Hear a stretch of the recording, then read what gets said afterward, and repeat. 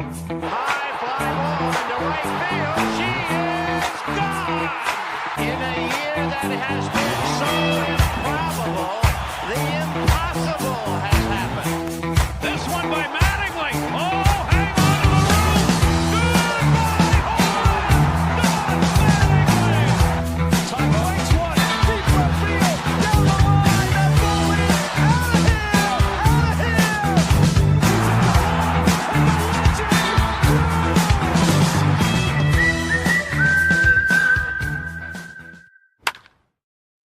What's up, everybody? Welcome back to another episode of Tablesetters, covering all things Major League Baseball. As always, I'm Steve. Join my tag partner, Devin. What's going on, man?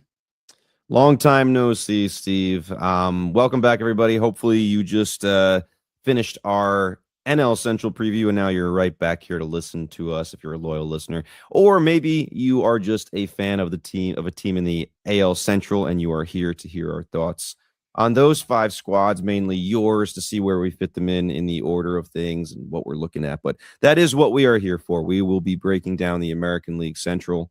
And unlike some other times before, we are going to jump right into it because we know that's what you're here for. So AL Central, here we go. Yeah, for much of the past several seasons, this AL Central division has been really defined less by dominance. You watch how it kind of played out last year.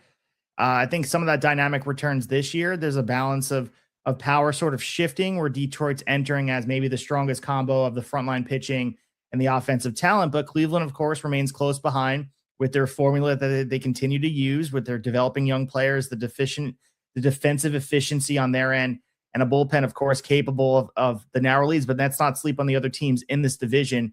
But we're going to start with the Detroit Tigers. And there's a lot of conversation around them. We saw Tarik Skubal pitch in the World Baseball Classic. So all of the world of the Detroit Tigers centers around Tarik Skubal, but there's a lot of other talent on this roster, as I said before. And if you look at the way it's built, the organization of how they've been building up a contender, 19 of the 40 players on this roster were developed internally. So kudos to them to have almost half the players here, that they were able to secure the players and put it together. And there is a sustainable core here that's recognizable. And I think every year now going forward, they've been capable of competing in this division. That one year, that a few years back, where they surprised us, they're not catching any teams by surprise anymore.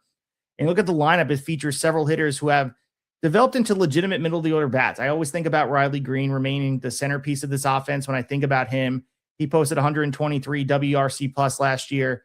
Kerry Carpenter, Spencer Torkelson, I mean, they're in the heart of the order. You want a little bit more from them this year coming up. And we have a projected OPS for Carpenter around 795. Riley Green has about an 810, and there's some offensive upside that if you believe in the ultimate optimist glass half full for this team, they should be better offensively this year. And of course, you look at the rest of this team, it goes around the rotation. We talked about Tarik Skubal. He anchors the staff after another dominant year, 200 innings pitched, 2.67 ERA. The guy had an elite 11 K per 9. This is a guy who is just one of the best pitchers that we've ever seen do it. And they strengthen the rotation further by adding Framber Valdez. So we got to talk about that for sure. They put someone behind him. Maybe it's thinking about life after Tarik Skubal, but in the immediate, he's going to be stationed right next to him as a nice number 2 next to him, giving them a second frontline starter capable of logging the heavy innings they were looking to do. And behind them, you can look at guys. They brought back Justin Verlander. We'll see what they get from him. Jack Flaherty, Casey Mize rounding out the rotation. There's some bounce back potential here, some veteran experience. And there's a sentimental nature about Verlander returning to Detroit in his early 40s, something about that, adding some leadership. And maybe one day they'll retire his number in Detroit. When you look at the roster, I talk about the offense, I talk about the pitching. One of my weaknesses is the bullpen. It's uncertain. Look at the way they do this. The release score is ranked near the middle of the league across most stats in 2025. The strikeout rate finished near the bottom of baseball. And if you look at all the projected roster resource pages and all of that, Kenley Jansen is expected to handle closing duties for them. But the rest of the bullpen needs to figure out who's going to be supporting this bullpen. Will Vest, Kyle Finnegan, there's some late inning depth there, but the overall reliability unit of this whole bullpen remains a big question to me. And you can't forget about the injury concerns we've seen. Jackson Jobe, one of the top pitching prospects in their game, recovering from Tommy John. He'll not factor into the rotation. Reese Olson, Troy Melton also dealing with injuries that reduce their depth. But I think all of that is something to consider. And then also spring training revealed some potential concerns. All the articles around Detroit about Casey Mize and Jack Flaherty struggled early in outings. Their ERAs kind of inflated above 7 during camp. So again, spring stats don't always tell the full story, Devin, but I mean, you look at that has to at least be concerned behind Tarek Skubal, and how will Framber Valdez get there? And then behind them, you need way more than just 2 starters to compete in this division. Yeah, no, I'm with you on some things, and other things I'm going to go the other way and push back a little bit. But I'll go with the rotation. I mean, Skubal, Framber Valdez 1-2 punch is as good as it gets. Like, it really is. I'm extremely bullish on what those two are going to be able to do at the top of that rotation. Framber Valdez, I tweeted out the other day, I said maybe you can't call it a steal because he's being paid an exorbitant amount of money, but maybe an underrated signing. Like, it's seemingly no one wanted to touch him because of the catcher cross up, and he also wasn't very good the last month or two of last year if you actually look at the splits per month. But man, he has looked every bit of who he is supposed to be in spring training, and I think he's going to be great for Detroit, at least this year. You know, who knows what the future holds, but this year I love it at the top of the rotation. I agree with you on the other three, like Jack Flaherty, Justin Verlander. Name wise, those are nice to see in your rotation, but you know, Justin Verlander, who knows how many starts you're getting this year? Still a nice kind of nostalgia piece and leadership piece there. Flaherty is one of those guys, man. He's still seemingly every year will have moments and sometimes weeks of dominance, and then weeks of being in the doldrums of just like, oh my God, this guy's getting absolutely shelled. So he has a mixed bag. And Casey Mize had his best professional year of his career last year. But I also agree, like seeing him struggle in spring, we've only seen that 1 year. So you do wonder if he can continue that and can continue building. So I don't think it's as much of a sure thing. You hit the nail on the head there. Like, it looked like their rotation could be deep. I was excited about Troy Melton. Honestly, I was a little, it's not sad. I'm not a Tiger fan, but like the Verlander signing took Melton out of a possible rotation spot. I think Troy Melton could be very good one day. It's kind of handled itself anyway, because as you said, he's now injured, right elbow inflammation. The Tigers have said they believe he'll be sidelined until at least May, maybe late May. Or actually, I guess he has to be until late May because he's on the 60-day IL. So May 25th is the date at least. So we'll see. Bullpen wise, I disagree. I like the bullpen. You named Kenley Jansen, Will Vest, Kyle Finnegan. I think all three of those guys are going to close games, and all three of them have done it. I mean, I like Vest the best out of all of them. Not trying to rhyme, but I did. But if Finnegan was a great acquisition for them at the deadline last year, did really well, and they were able to bring him back. So I love that as a back end of the bullpen. And the other pieces, I mean, Tyler Holton's been in that, bullpen chaos that they've used, pitching chaos. So I think he's, and Brent Herter, like those guys have been there, done that for Detroit. Drew Anderson, if anyone listening is not paying attention, if you go to the spring training leaderboard and look at some of the pitching statistics and the pitching metrics, you'll see Drew Anderson in a few spots. And I don't know how they're going to use him yet, because he could be a starter. They used him out of the bullpen, I believe, yesterday, where he actually did give up a run, but he has been fantastic. So Drew Anderson is a name to watch as far as how they're going to use him. And I think it's nice to have a guy that can be kind of a little bit of a Swiss Army knife. Like, if we need him in the rotation, we are confident he can do that. If we need him in the bullpen, we can do that as well. But offensively, I agree with everything you said. I mean, you're gonna watch, see if Riley Green can kind of calm down with the launch angle a little bit, maybe get the swing and miss down a little bit. Obviously, the pop is great. Spencer Torkelson has been a little Jekyll and Hyde over the years. It looked like he was going to get run out of Detroit before last year, but put it together. So I like the team. Kevin McGonigal, I mean, I think I'll ask you, I think he's got to start with the team. Like, everyone talks about Griffin, McGonigal has the stronger case. Yeah, he's my X factor as well. I mean, I think few players influence a team more than he does for the Tigers. He enters the year projected to hit near the top of the lineup at some point. I do think it's going to be opening day. His projected WRC plus is 114, which, I mean, he can make an immediate offensive impact. And I think their lineup, we mentioned some of the pieces. If he's able to slide in there, it becomes immediately more dynamic and deeper. Last year, if you look at some of the speed issues that they had, they finished last in Major League Baseball in stolen bases during 2025. And I think they can help strengthen a little bit. I know that's not part of his full game, but they'll at least be more dynamic and more versatile. And obviously defensively, that's something that has been his calling card in the minors, and really just everything you like about him. He is a guy that's young, up the middle kind of player. Like, he's going to be playing big games for them, and it feels like they're going to be building around him. I mean, asking a 21-year-old, though, to produce immediately at the top of a contender's lineup, that does give me obvious pause here. How quickly he adapts. Maybe he's a freak of nature. We've seen that happen. There's some players that just adapt to Major League Baseball. But the way we've seen him, it feels like he's making himself undeniable. And I wouldn't want to put all the pressure of the world on him, but it feels like he can handle it looking at the way he's made up, and every level of baseball he's played on. He seems like he's a superstar in the making. Yeah, I heard someone refer to him as like a left-handed Jose Altuve. And I mean, that's not a bad comparison for a kid there. So, yeah, he kind of just seems to check every box. I think he could really kind of ignite that offense in a different way that, like you said, just kind of brings something that the other players don't have. The other thing, though, before we move on from this, the McGonigal piece, because there was a report from one of the Detroit Tigers beat writers talking about McGonigal, as we talked about, near the top of the lineup, all that, but also Max Clark. There was conversations that he potentially could join the Major League roster during this year towards the postseason race. So I'm interested how they play that out, because if they play with that carefully, and if there is urgency on their end and he plays his way in, what are your thoughts on Max Clark kind of jumping and being up there with McGonigal sometime this year? I mean, if the stats back it up and he's succeeding at the minor league level with everything they put in front of him, I'm all for it. I think that youth movement and kind of that electricity can really push a team forward. So I have nothing against it. I wouldn't do it just for the sake of doing it, like if the stats don't really support it. But I don't think the Tigers would do that either. I think he's going to have to earn his spot there. Like, McGonigal's doing it right now. Max Clark, I still think, has a couple hills to climb.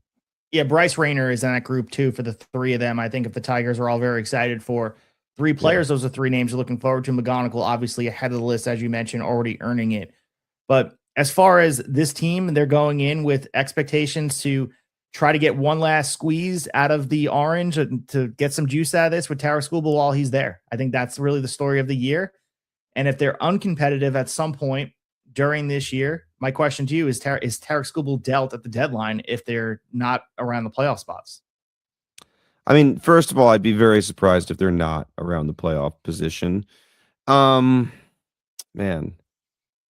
I don't. It would be really hard to swallow if you're a Detroit Tiger fan if Skubal got dealt at the deadline to a team for a couple months and like ended up in a World Series, like with a Yankee hat on or a Dodger hat on, like after all those years.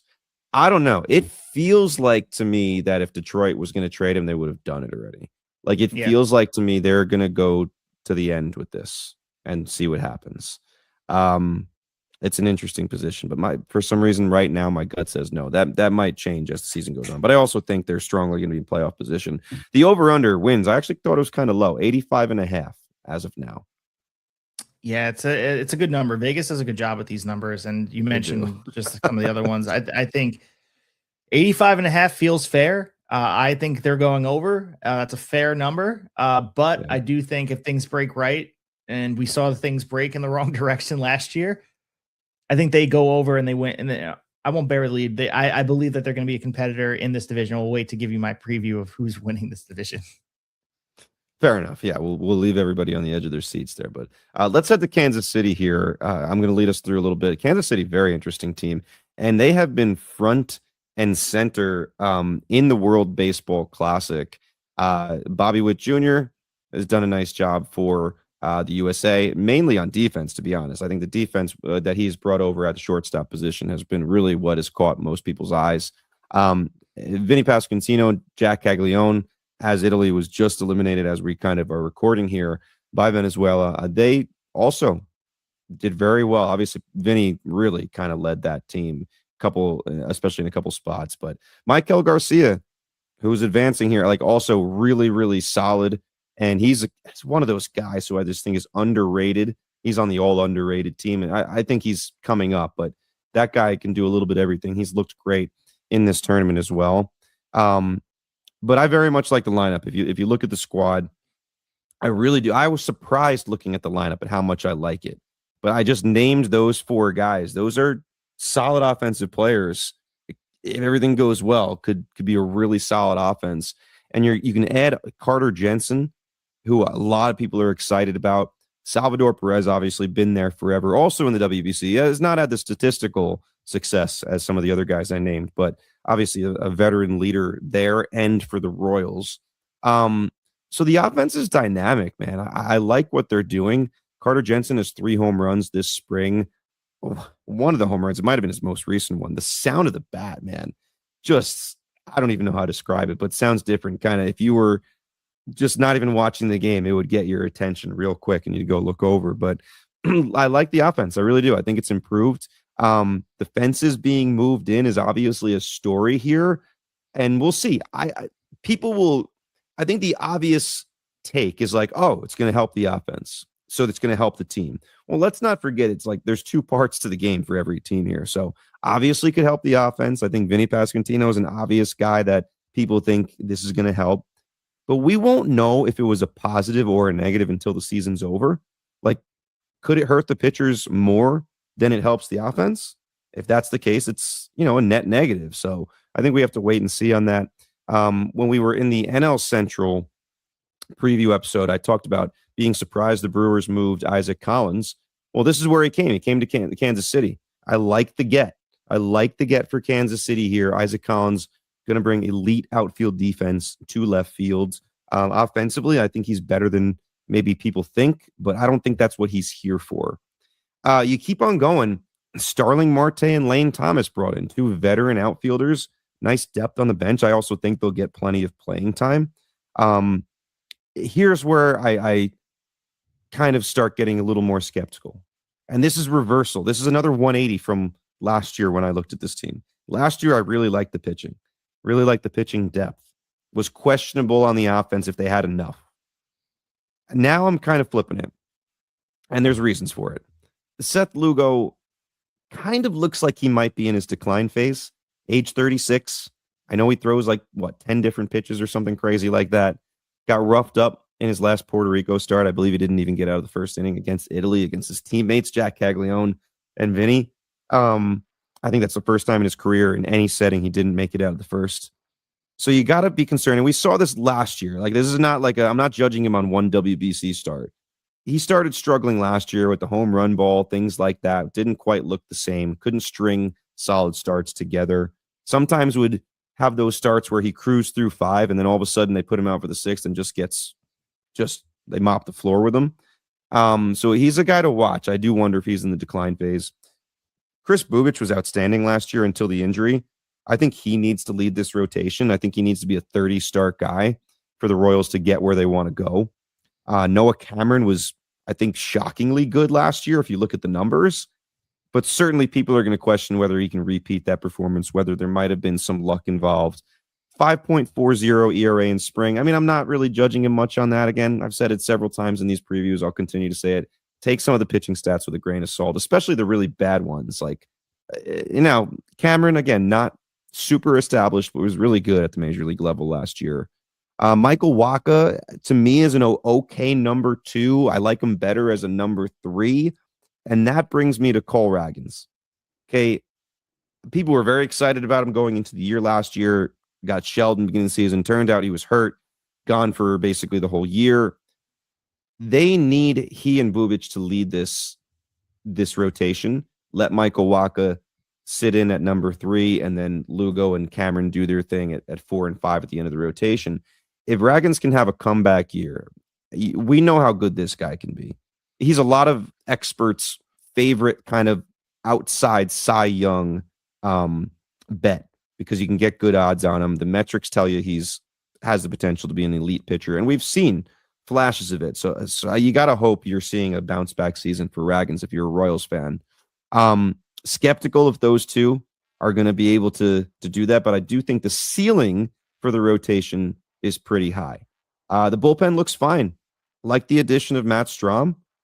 Carlos Estevez last year, I looked back, I don't think I realized how good he was last year. 2.45 ERA, did have 6 blown saves, but led the league in saves, converted 42 saves.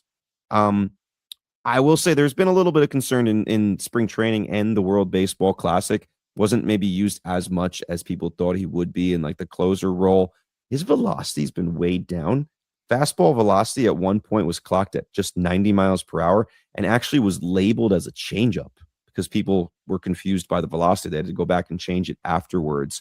Early, but obviously something to watch. When you see a velocity drop, you start worrying about like wear and tear, injury.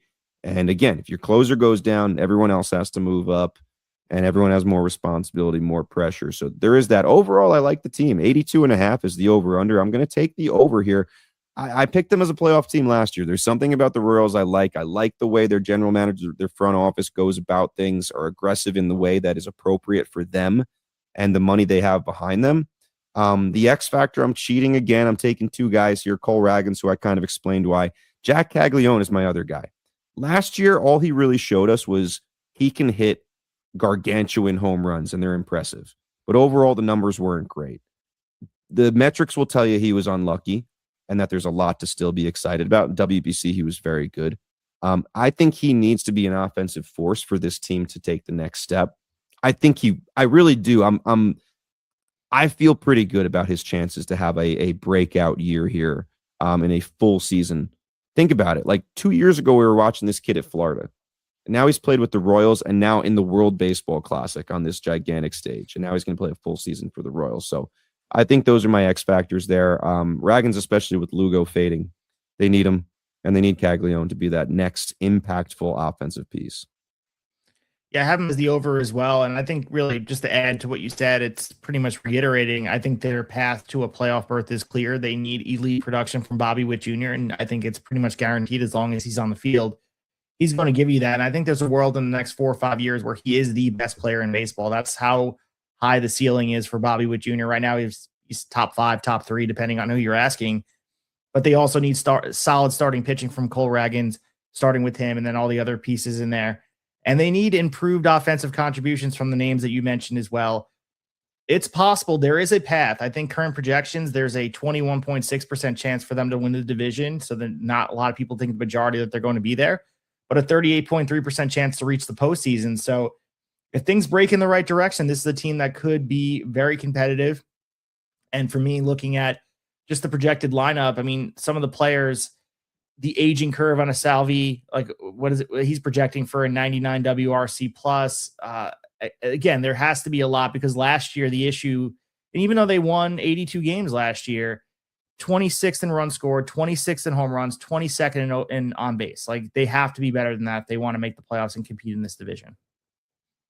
I agree with you, but I feel like to win that many games in such a bad offensive year, that's almost part of the reason I 100% like where they're going, especially like those additions, like Vinny maybe having a bigger offensive season with the fences moved in, right? Jack Caglione being there for a full season so you can really see what you get. And Carter Jensen, like he's like the darling of a lot of fantasy analysts, but like it's hard not to buy. He's hit at every level he's been at. So I do think the offense should be improved. And Michael Garcia, who Fox was just interviewing after the World Baseball Classic, like he could turn into an all-star player as well. I mean, he looked like an all-star player last year, but I'm talking about like perennial all-star. So I feel like they have a good chance of taking the next step. The pitching, I mean, listen, if Seth Lugo ends up not being in his decline phase and pops back up like he looked a couple years ago, then it's a whole different story. This team could be really, really good. Yeah, I mean, they were 6 games back from winning the division. It was pretty close. I mean, the three of them, the Royals, the Tigers, and the Guardians, were all teams within shouting distance of each other. And obviously, we'll talk about the Twins and the White Sox.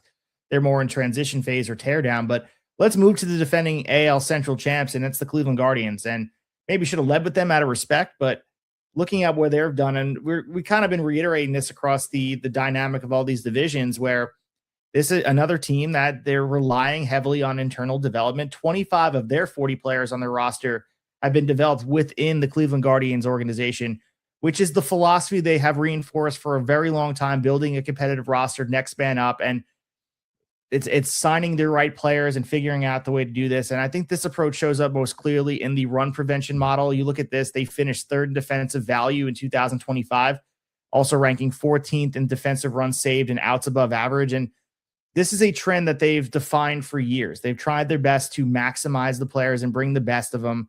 Stephen Kwan, he's a guy that represents that for me. He's a guy that he provides stability. He remains one of the game's premier contact hitters. He's a guy capable of setting the tone. That's what they need. There's a reason why everybody was looking to be trading for him at the deadline, because he can contribute in a big way. He can have pitchers on the mound, bullpen or starters, whatever, and give them fits, because he's a guy who can adjust on the fly. And everything in Cleveland, of course, revolves around Jose Ramirez. I mean, he recently agreed to that 7-year contract extension. He's going to be there until 2032. So good for him. The largest deal in franchise history. We know what he can bring to the table. He's a superstar. But we would be remiss if we didn't discuss that he jammed his shoulder sliding into third base in the game against the Athletics earlier this week. And the injury was ultimately minor. But Stephen Vogt was talking about this. He's day-to-day. It is a reminder, like, again, very sobering for this team of how much they really depend on him. And it's just the nature of doing business in Cleveland. It's the nature of how this team is built. He's a guy who's always in the running for MVP voting. He's a guy who's always going to go out there and be a superstar player. But I do like some of the players behind him too. Kyle Manzardo, I like what he can bring to the table. Chase DeLauter, he's expected to take a meaningful jump this year, entering obviously number 1 prospect in there, but number 26 prospect in all of baseball. And then really there's the rotation. I know that we put a lot of love in fantasy podcasts about some of this stuff that we're seeing, but Gavin Williams is a guy that could take a big jump this year. We saw electric stuff from him last year. Tanner Bybee's out there doing his thing.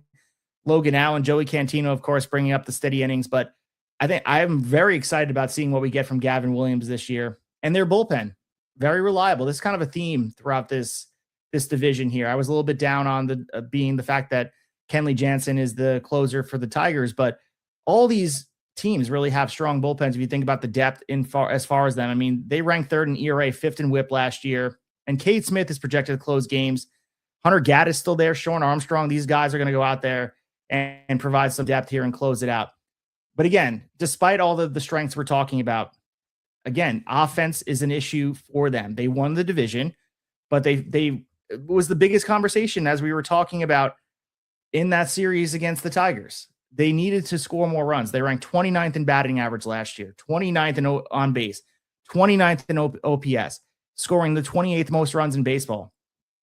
That's not a team that should make the postseason. They somehow did it, but beyond Jose Ramirez, several spots in the lineup, I mean, dude, you need to find a way to get at least league average from some of these guys. They were below league average, whether it was Bo Naylor or look at some of these numbers from last year. Not pretty. They have to get more production in the middle of this lineup. And again, maybe there's a way that, again, you infuse a young player like Chase DeLauter in this lineup, all of a sudden it changes on its head and you have 2 stars that can go out there and hit. And my X factor is Chase DeLauter. I think he can influence the Cleveland lineup in a big way. We know they're not spending money. You know, they're not bringing in a big name. But if he's a guy who, and looking at some of the projections and maybe you have something different, 490 plate appearances, they have him with a 725 OPS. He could literally be a weapon next to Jose Ramirez if he's able to live up to the expectations. And they are lofty, but and he has to adjust to major league pitching. But I think they could gain an additional bat that could be a difference maker in this division that's very winnable.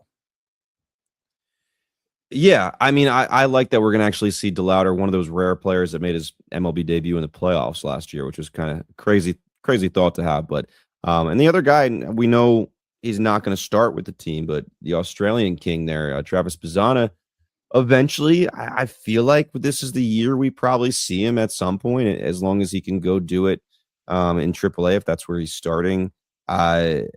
Yeah, I think Cleveland fans want to see that. Those guys with some extra pop to help Jose Ramirez out. When I'm looking at Cleveland, man, I'm always thinking of the one thing you said, that it's like, to me, they're a Jose Ramirez injury away from, like, I don't want to say irrelevance. That's probably a little bit strong, but like, big time concern, man. Like, don't get me wrong. Every team, if they lose their star, it hurts. But there's different ways certain teams can tread water, and you know, some teams have multiple stars, and I don't think Cleveland could survive a significant Jose Ramirez injury. And I don't think significant doesn't necessarily mean to be like a season ender. Like, if he was out for a month or two, I'd be pretty concerned with Cleveland being able to stay in the mix. I think just attitude wise, you got to remember how, like, all the things that happened to them last year, being able to catch and pass Detroit after all the Emmanuel Clase, Luis Ortiz nonsense. Like, do they still come into this season with that chip on their shoulder? or has that chip kind of fallen off after, making the playoffs last year and all that stuff? But I think on the pitching side, you nailed it. Gavin Williams is a guy to be excited about. He showed a lot last year. I mean, his original comp was Garrett Cole. And I think last year was the first year you could actually watch him and be like, oh, I get it now.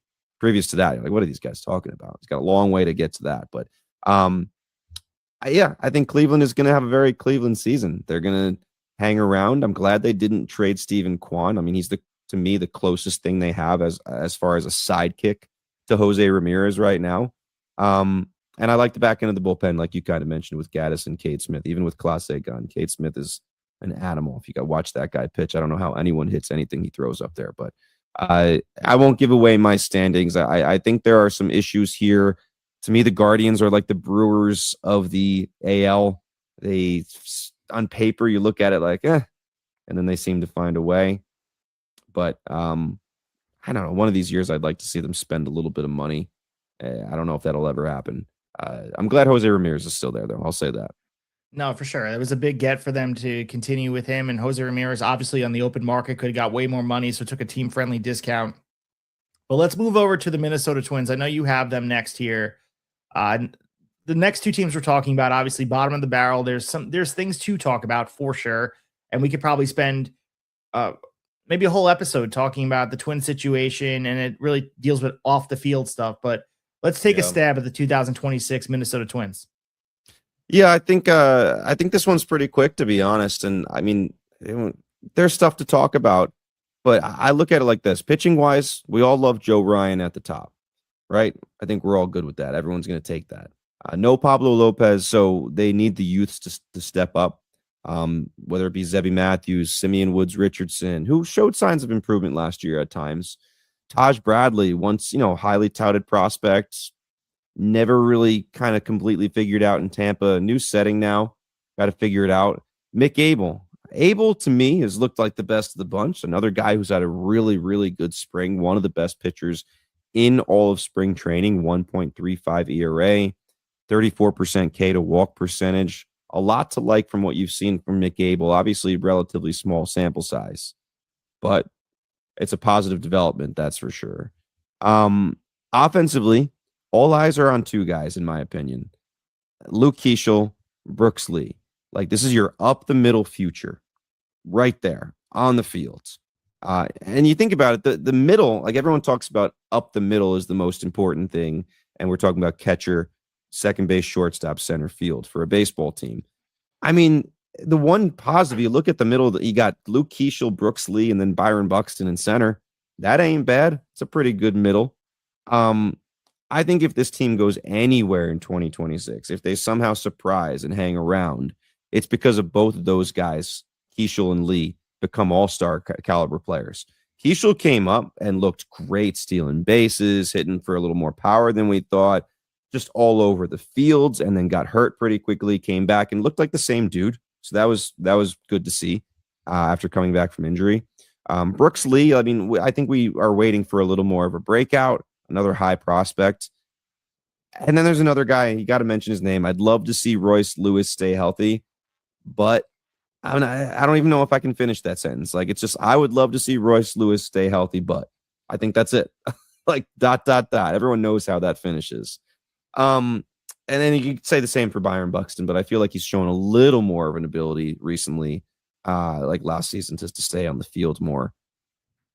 If I go to the coaching change, the manager change, I don't know about you. I'll ask you in a minute, but like, I found the Derek Shelton hire uninspiring.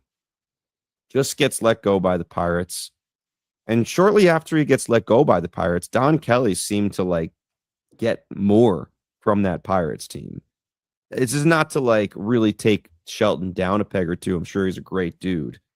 But like, to me, he feels like the manager before the manager. Like, he's a placeholder, and when they're ready to compete, it's going to be somebody else. Kind of what he might have been on the Pirates, to be honest. Like, I don't know. I see all these other teams that made manager changes. A lot of them like went with these youth movements and like took a risk. And this felt like an NHL hire, like where it's just like 10 dudes rotating around teams, right? Like, which I always hate. I would have liked to see them take a shot. This is, to me, was a spot where they could have been bold in a managerial choice with a little bit of a rebuild, a lot of young players, and they didn't go that route. So we'll see. Plenty to like on the farm, and that's where you have to look, I think. Mostly Walker Jenkins, who feels like he's been like a top 10 prospect for 20 years now. Kalen Culpepper, another shortstop, he's going to open some eyes. He's already has, but I think he's going to continue to. Jenkins' ETA is this year. Like, it's been 2026 for a while. He's had health issues, had trouble kind of staying on the field. And if you're a Twins fan, that's the last thing you want to hear. You heard it about Royce Lewis, right? You heard it about Byron Buxton. Now you're hearing about your number one prospect again. I'm hoping he can kind of figure it all out, maybe end up in the major leagues at some point this season. The over-under is 72.5. Listen, they won 70 games last year. I don't see how they got better. So I'm taking the under here. My X factor, this is kind of a lame one. Usually take a player. I'm just going to say health. Like Buxton, Royce Lewis, Walker Jenkins, they're pitching. It's just health in general. But yeah, I'm going the under 72.5. I just don't see how they improve on last year's win total.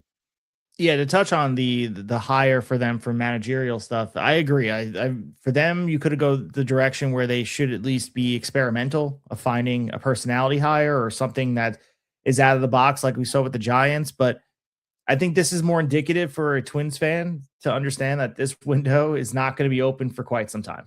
And I think that's the reason why you have, I wouldn't call him a lame duck manager, but is the manager before the actual manager. That's what it really feels like to me. For them, there is some talent here, as you mentioned. There's a reason, like, again, fantasy baseball wise, if you want to look at the Minnesota Twins and what they actually have on the table, the young players, you mentioned them by name. And for my X factor, similar to yours with health, it's really an X factor for the next couple of years. How do they develop their top young prospects? How are we going to be able to develop the organizations, the Walker Jenkins of the world, Emmanuel Rodriguez? How can they make these high upside bats actually turn into the players that are transcendent for a franchise? You look at Connor Prelip. He's a guy ranked number 85. He's another future contributor if he reaches the major league roster during this season, next, whatever. You need to find ways to maximize and make sure this pipeline of developing players is clear, because you're going to need it throughout this, and find a way to build a strong foundation. Because make no mistake about it, the house was knocked down. Now you're building the foundation back up. Yeah, it's going to be a bit here for Minnesota. Let me ask you this. We just did the NL Central before this episode. Which team gets back to the playoffs first, the Twins or the Cardinals? I would say the Cardinals. That's a tough one. Like, I'm asking the question, and I'm like going back and forth in my mind as I ask the question to you. I mean, I don't. There's something about the NL Central where, like, I think there's a world where you could have a quick turnaround. Right? Like, if the Tigers really do lose Tarek Skubal, right? Jose Ramirez is only going to get a year older. Like, when does his decline phase start for Cleveland? I don't know. It's a tough question. I think you ask 20 different people, you get 20 different answers. Well, not 20 different, but I think they'll be split, is what I'm trying to say. But let's head over to another team that's, very much in the development phase, but in my mind might now have more positivity than the Twins, because I feel like little by little, you're going to start seeing some of this talent. The Chicago White Sox, give us what you got there. Yeah, the Southsiders over there. There was a lot of, I wouldn't say optimism at the end of last year, but there was a lot of reason for excitement, let's just say. And at first glance, you look at this roster, as we've been discussing, we saved them for last year, and there's not many obvious strengths at the major league level. There are a few areas of this organization that we will discuss during this conversation that has legitimate upside. And obviously the most notable is the young position player core that's beginning to take shape. We saw last year, Colson Montgomery, Chase Meathroth is a guy that anchoring the middle of the infield, both represent key pieces of what they're going to be doing. I love Colson Montgomery. He won me a Roto League last year. He's a guy that it shockingly has become one of the more important players on this team. And maybe they always knew it, but for me, looking at just all the prospects they had and all these young players, he's indispensable. This is a guy who, it feels like there's a DNA print of like a winner on this guy. And he has the tools to develop into the middle of the bat and providing stability at a really tough position. And also, we can't ignore the conversation about Munetaka Murakami. That is a conversation. We saw him in the World Baseball Classic. We talked about Jim Allen. He took the spot here, arriving from MPB to take over first base. He brings legitimate power. Again, the questions are, can you bring that dangerous offensive threat over to MLB? Will it translate to Major League pitching?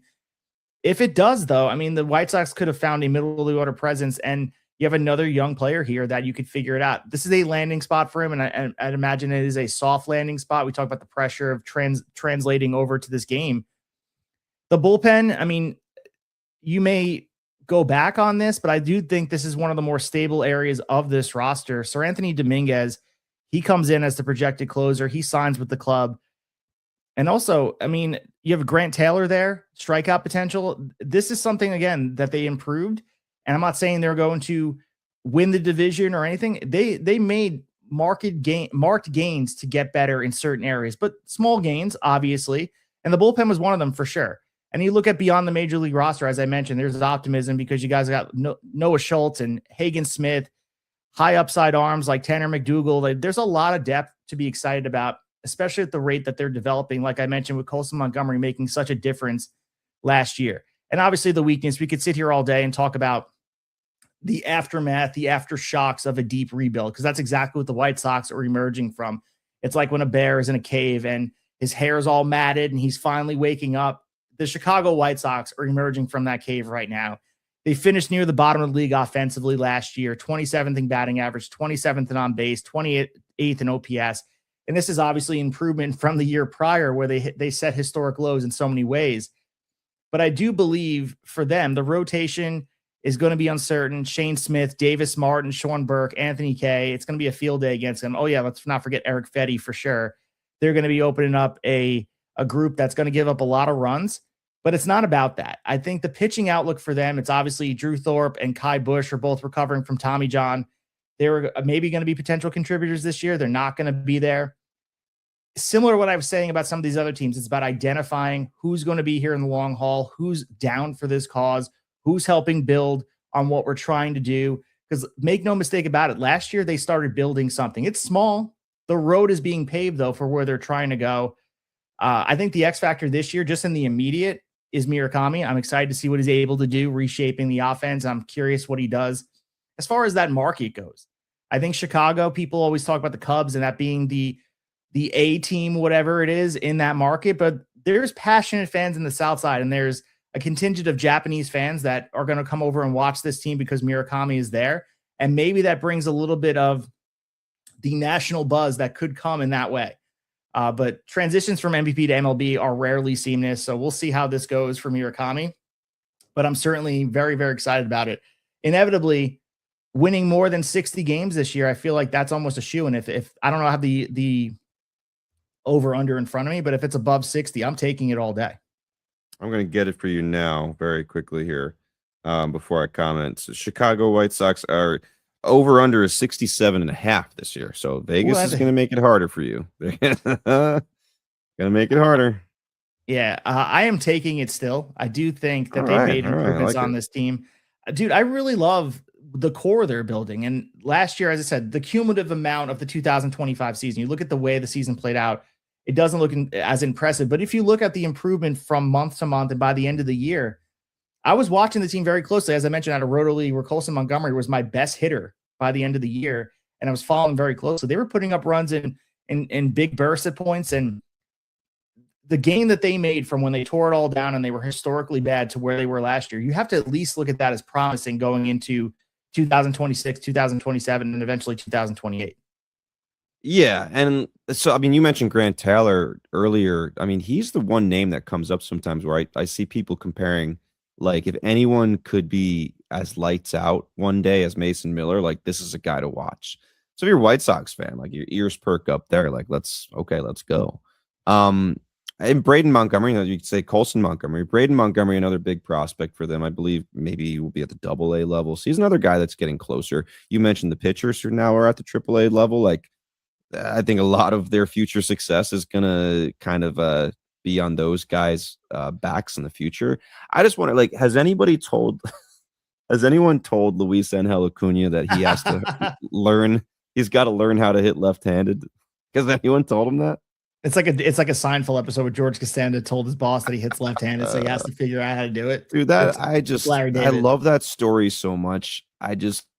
It took me, I had to click like 3 different links to actually make sure it wasn't satire when it came out. It's unbelievable. By the way, Braden Montgomery, I mean, he's had 23, he was a non-roster invitee to spring for Chicago. He's hit 348, 1 home run, 3 RBIs. So he showed nicely for himself. And there's no doubt about it, they're still, let's just say, 2 to 3 years away from actually competing. But I do believe that there's something to be excited about in the here and now. And maybe that is lowering the bar where it shouldn't be. And this is a proud franchise and they should have higher expectations. But I think in the long run, when you can use the Astros of the full teardown years and years ago at this point, creating an institution that eventually results in sustained success. And I think the White Sox are following that. There's a commitment to the rebuild where a lot of teams don't have the full commitment, especially in a market, as I mentioned, in Chicago, to go full rebuild in that way where you tear it down and you're embarrassingly bad. Hopefully the fruit is worth all the tree that you grew, because it almost has to be because of all the struggles you went through. Because again, most teams like the Cardinals, as we referenced before, were unwilling to go full tear down. The White Sox did that. They burned it down and then they took up the grass and they rebuilt everything.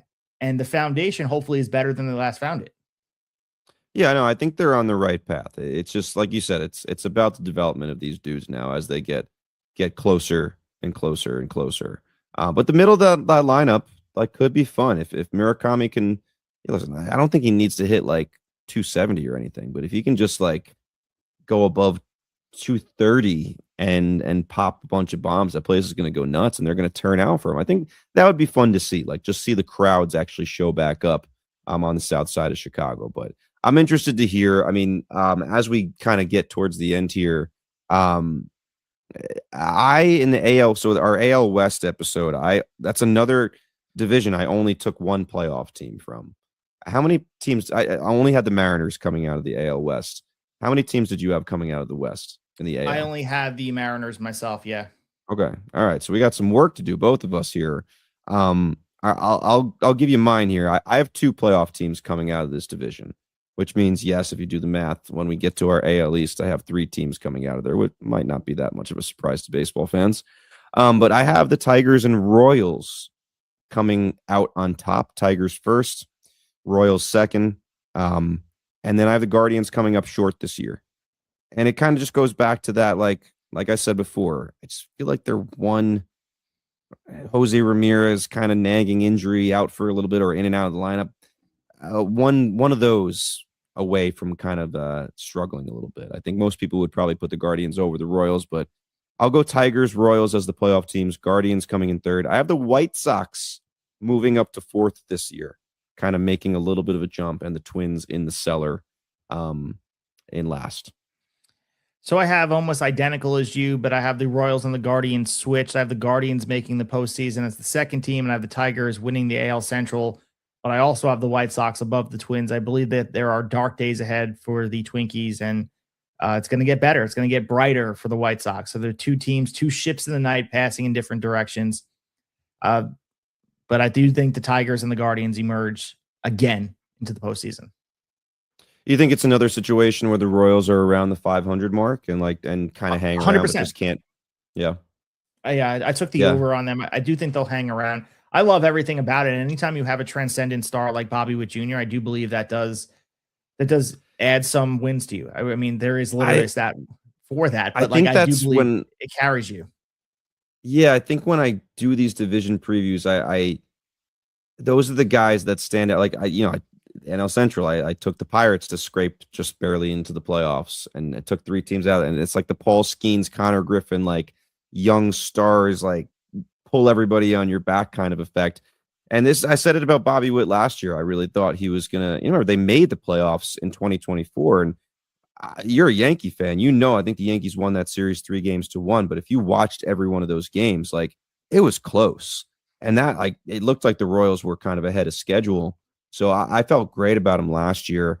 And I don't know. I just think Bobby Witt is going to find a way, especially with some of these other guys helping him out now, and Michael Garcia and Pasquantino and hopefully Caglione and Carter Jensen. I just feel like they have a little more firepower there, but I don't necessarily have the greatest reason in the world that the Guardians are going to miss it. I just think they may be the first team out, like the first team that misses.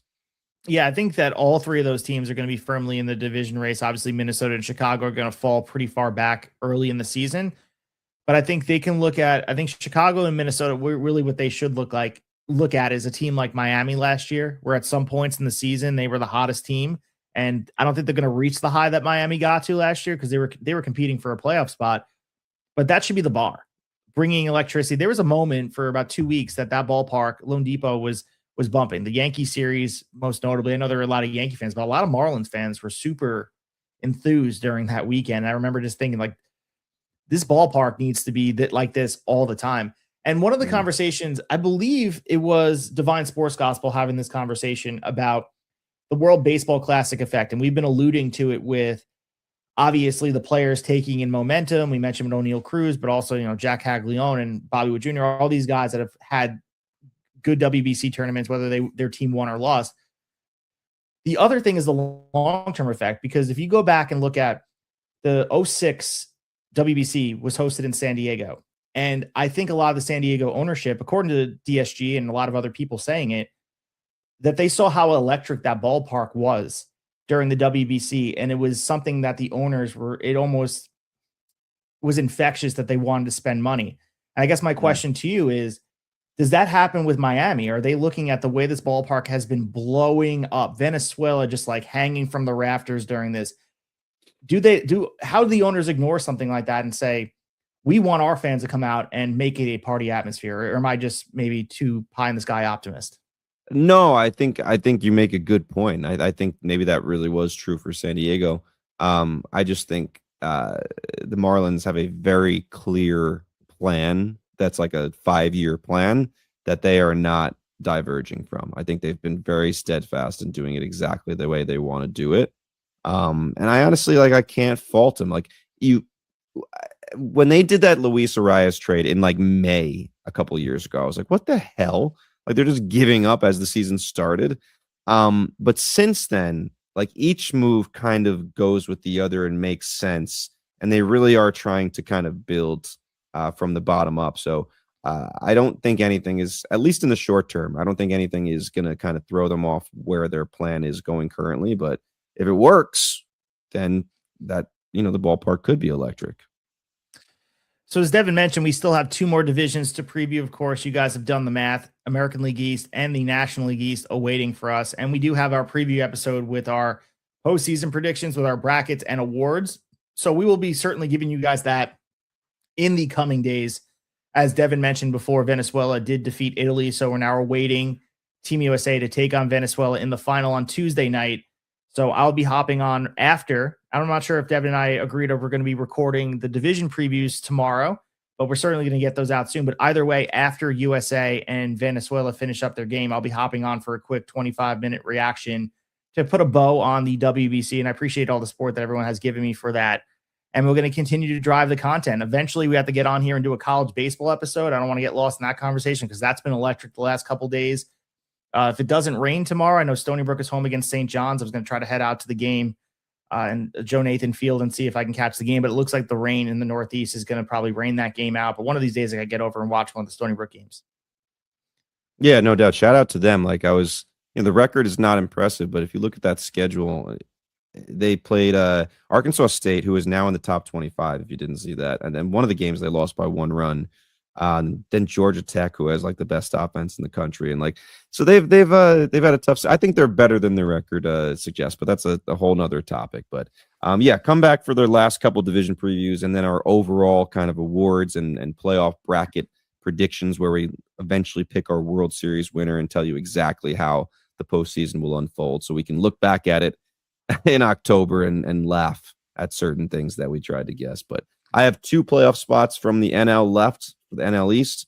I believe I have 3 playoff spots to fill left from the AL East, so you'll hear how we do that. And I think Steve might have the opposite, right? I have 3 NL, and I believe I still have 3 of the. I have 3 have the AL as well. So I have 3 and 3. I believe I have left. Okay. So Interesting. and I love both those divisions too, and it was planned out strategically. I wasn't left having to. And I love the depth, and we'll get into the American League East and the National League East. Always and maybe we're partial to it, but I think that those divisions are going to take a huge jump this year. But again, if you guys want to support our show, follow us at Tablesetters Pod on IG and on X. Go to YouTube, like and subscribe at Tablesetters Baseball. Send us a message on any of the platforms. Let us know what you think of the show. And also, if you could, leave a 5-star review, share it with your friend, share it with another baseball fan.